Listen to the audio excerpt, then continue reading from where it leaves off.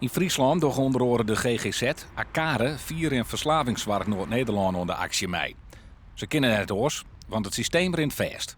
Het kan zo niet langer, de regelgeving is te ver doorgeslagen.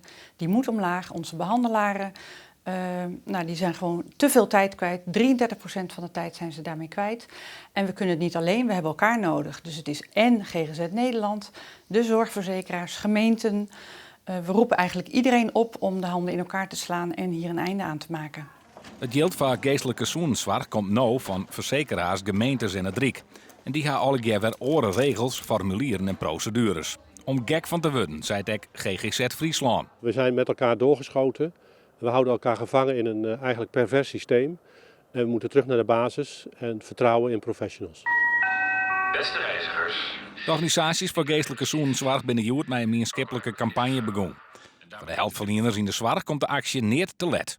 Ik ben dokter geworden om patiënten te helpen en daar hoort administratie bij, dat snap ik, maar dat is niet waarom ik dokter ben geworden. Dus dat gaat zeker ten koste van de tijd voor de patiënt, ja.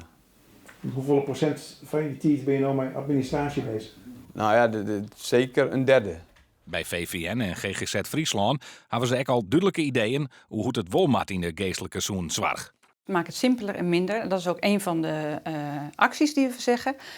Komt er een regel bij, dan moeten de 2 regels af.